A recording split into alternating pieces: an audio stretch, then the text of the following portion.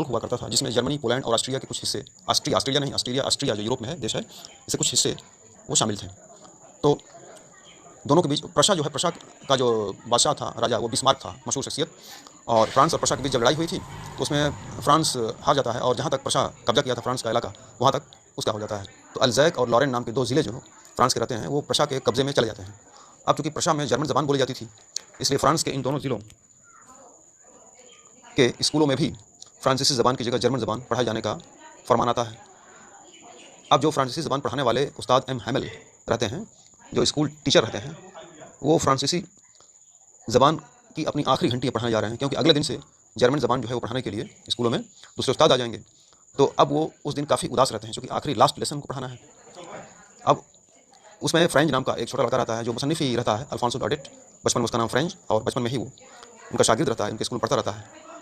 तो उस आखिरी सबक में वो शामिल होता है और वही अपना तजर्बा बयान कर रहा है। देखें, I started for school very let that morning and was in great dread of a scolding, especially because M. Hamill had said that he would question us on participles. I started for मैं रवाना हुआ for school के लिए very late, बहुत ताखिर से, that morning, उस दिन सुबह बहुत ताखिर से वो स्कूल जाने के लिए रवाना हुआ। And was in great dread, और बहुत ज़्यादा दहशत में था स्कोल्डिंग मीन्स डांटे जाने के, स्पेशली खास तौर पर बिकॉज एम हैमिल ने कहा था कि he would question us on participles, वो पार्टिसिपल के बारे में सवाल करेंगे। And I did not know the first word about them, और वो कह रहा है कि और वो पार्टिसिपल का एक लफ्ज़ भी नहीं जानता था।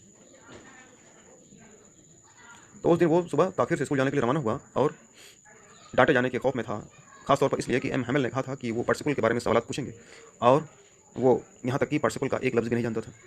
For a moment I thought of running away and spending the day out of doors, एक लम्हे के लिए उसने सोचा कि वो घर से भाग जाए और कहीं जा करके स्कूल से दूर दिन गुजारे और फिर वापस आए। It was so warm so bright, मौसम काफ़ी गर्म था और बहुत ही खुशनुमा था, चमकता हुआ था। The birds were chirping at the edge of the woods, chirping means चहक रहे थे, परिंदे दरख्तों पर चहक रहे थे। And in the open field back of the sawmill the Prussian soldiers were drilling, और खुले मैदान में सामिल यानी कि आरा मशीन के पीछे प्रशा के जो सोल्जर सिपाही थे वो ड्रिलिंग यानी मशक कर रहे थे, रियाज कर रहे थे। तो दरख्त पर तो परिंदे चहक रहे थे और पीछे आरा मशीन के पीछे वाले मैदान में प्रशा के जो सिपाही थे वो मशक कर रहे थे।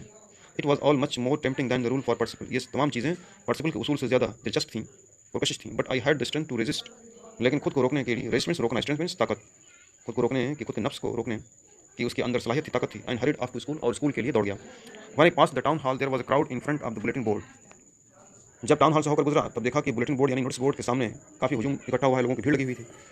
For the last 2 years all our bad news had come from there, पिछले 2 वर्षों से तमाम बुरी खबरें वहीं से निकलती थीं। द लास्ट बैटल्स, मिसाल के तौर पर हारी हुई लड़ाइयाँ, द ड्राफ्ट, मज़ामीन, orders of the commanding officers, और फौज के अफसरों के जरिए जारी किए जाने वाले हुक्म वगैरह सब वहीं से शाये होते थे। And I thought to myself without stopping what can be the matter now, और खुद ही वो बगैर रुके समझ गया कि अब क्या बात हो गई। Then as I hurried by as fast as I could go, the blacksmith Wachter who was there with his apprentice reading the bulletin called after me, तब जब वो दौड़ता हुआ तेज़ी से नोटिस बोर्ड के पास गया तो लोहार जो वैक्टर था जो मौजूद था वो वहाँ पर उसके साथ उसका शागिर्द भी था, अप्रेंटिस यानी कि नौसिखा जिसे कहते हैं, यानी काम सीखने वाला, वो था। वो सब उस खबर को पढ़ रहे थे, बुलेटिन यानी कि वो लिखी हुई खबर को पढ़ रहे थे। कॉल्ड आफ्टर मी, वो पुकारा।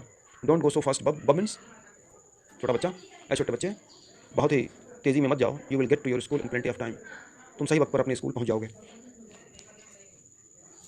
आई thought he was making fun of me, मुसन्निफ ने सोचा कि वो उसका मजाक उड़ा रहा है। And reached M Hamel little garden all out of breath यानी सांस फूलते हुए, और एम हैमिल के छोटे बाग में यानी उनके स्कूल में सांस फूलते हुए पहुंच गया। Usually when school began there was a great bustle, आमतौर पर जब स्कूल की शुरुआत होती थी तो बहुत ज़्यादा बसल यानी कि शोरगुल मचता था वहाँ, which could be heard out in the street, जिसे बाहर सड़क पर भी सुना जा सकता था।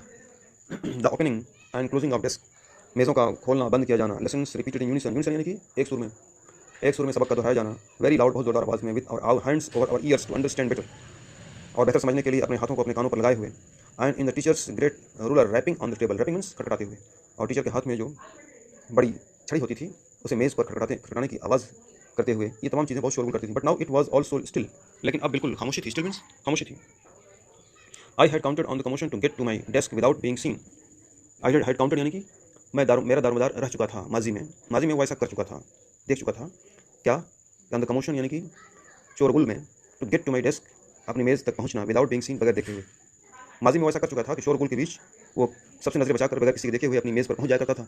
But of course that day everything had to be as quiet as Sunday morning. लेकिन हकीकत में उस दिन सब कुछ उतना खामोश था जितना कि इतवार की सुबह के दिन होता है।